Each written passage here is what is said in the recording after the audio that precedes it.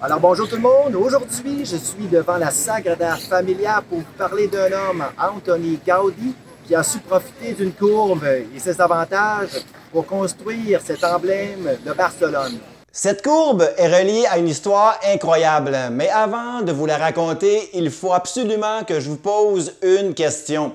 Quel est le seul moyen de rouler à vélo avec des roues carrées et ce, tout en douceur? La réponse vous sera donnée à la fin de cette vidéo. Mais avant tout, pour en apprendre davantage sur cette courbe qu'a utilisée Gaudí pour construire la majestueuse Sagrada Familia, remontons dans le temps. Maintes et maintes mathématiciens se sont posé une question. Quelle est la géométrie exacte de la forme qui épouse un fil qui pend entre deux points? C'est Jacques Bernoulli qui souleva la question à la communauté scientifique en 1690, qui lui-même ne connaissait même pas la réponse. Quelques années auparavant, l'Italien Galileo Galilei, plus communément appelé Galilée, y avait déjà réfléchi. Il aurait même affirmé: prenons un mur à une certaine hauteur, plantons deux clous.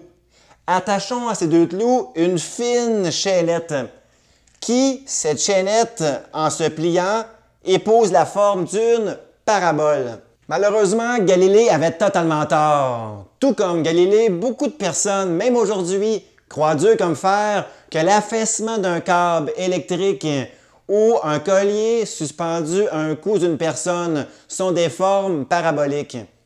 En fait, toutes ces courbes sont appelées des chaînettes. Cette courbe survient lorsque nous prenons soit une chaîne ou un fil que nous suspendons par ses extrémités, courbant sur son propre poids. Jacques Bernoulli, pendant un an de travail rigoureux, s'efforça de répondre à sa propre question. Il était convaincu que la forme de la chaînette n'épousait pas une parabole. Malheureusement, c'est son frère Jean Bernoulli, 13 ans plus jeune, qui trouva la réponse à sa question. Je dis malheureusement pour Jacques, car Jean était son principal concurrent. En effet, même si les Bernoulli étaient l'une des familles les plus illustres dans l'histoire des maths, il n'en demeure pas moins que cette famille était l'une des plus dysfonctionnelles, où la jalousie et la rancœur régnaient entre les membres de la famille. L'équation de la chaînette n'est donc pas de la forme d'une parabole. Cette équation contient un nombre fabuleux, E, que nous appelons la base naturelle que lui-même Jacques Bernoulli avait découvert quelques années auparavant grâce au calcul de l'intérêt composé. Si l'équation de la chaînette n'est pas une parabole, quelle est son équation? La voici. Si vous remarquez bien, elle contient, oui, la base naturelle E, mais aussi une constante A. Cette constante permet de modifier l'échelle de la chaînette. Plus la valeur de A augmente, plus que la forme de la chaînette se contracte. Plus que A, sa valeur diminue, plus la chaînette s'élargit. Voici les formes de la chaînette qui se modifient selon les valeurs de A, comme par exemple si A vaut 1, 1/2 ou 2. On peut simplifier l'équation de la chaînette en remplaçant l'intérieur A par 1. Elle devient donc l'équation suivante. Si vous remarquez bien, au numérateur, elle contient e à la x, qui correspond à la courbe exponentielle la plus pure croissante, ainsi que e à la moins x, qui correspond à l'inverse à la courbe exponentielle la plus pure décroissante.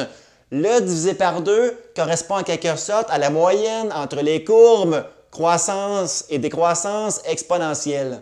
Moyenne signifie donc que chaque point de la chaînette est donc exactement à mi-chemin entre ces deux courbes exponentielles, et ce, toujours. Pour plusieurs d'entre nous, lorsque nous voyons un cercle, on imagine pi. Dorénavant, lorsque vous verrez une corde autant qu'un collier pendouillé, pensez à E, la base naturelle. Je pense que ce concept est nouveau pour vous, mais E est intimement lié à un fil ou une chaîne suspendue à ses extrémités. Nous venons de découvrir que la forme de la chaînette n'est pas une parabole, mais une fonction qui contient E. Mais le plus magnifique et insolite, c'est Robert Hooke, un scientifique anglais qui l'a découvert au 17e siècle. En effet, Hooke a découvert une propriété mécanique extraordinaire.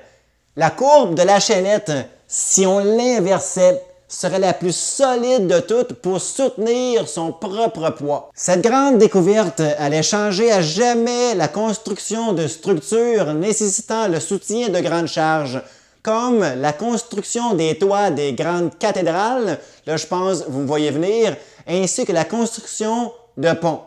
Comme toutes les forces de compression s'exercent le long de cette chaînette inversée, elle supporte à elle seule son propre poids.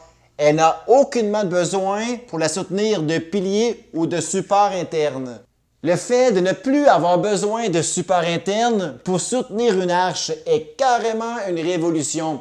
On peut maintenant bâtir plus haut et avoir des arches moins encombrées de piliers internes, facilitant ainsi le transport de marchandises sous les ponts, par exemple. Le plus étonnant encore, c'est que si nous disposions de briques le long de cette arche, donc le long de cette chaînette inversée, en théorie, ces briques n'auraient aucunement besoin de mortier pour les soutenir entre elles, car elles pousseraient l'une sur l'autre parfaitement le long de cette courbe. À l'époque, pour créer le modèle d'une arche, nous avions qu'à prendre une vraie chaîne ou une corde, que nous calquions sa forme pour ensuite l'inverser, créant ainsi l'arche parfaite modélisée. C'est là qu'intervient Antoni Gaudí, qui lui aussi s'est inspiré de la chaînette inversée pour construire la fameuse Sagrada Familia. Afin d'imaginer la structure interne de ces bâtiments à construire, Gaudí suspendit des chaînettes et des ficelles. Les centaines de petits sacs que vous voyez attachés à ces chaînettes représentent les forces exercées par les matériaux ou les structures au-dessus de l'arche. Inversé, Gaudí pouvait voir l'arche, ainsi qu'ensuite voir tout le squelette de sa structure interne une fois terminée. Cette méthode permet la répartition optimale des forces et contribue à une très grande stabilité de la Sagrada Familia, évitant aussi l'utilisation d'arcs-boutants par plusieurs cathédrales gothiques. En conclusion, vous aurez deviné que pour rouler à vélo avec des roues carrées tout en douceur, vous devez rouler sur des bosses qui sont en réalité des chaînettes inversées. C'est grâce à ces courbes qu'on peut rouler de manière stable tout au long du parcours. Dorénavant, lorsque vous verrez une voile de bateau tendue par le vent ou la célèbre arche Gateway à Saint-Louis aux États-Unis, vous penserez à un nombre, E, la base naturelle.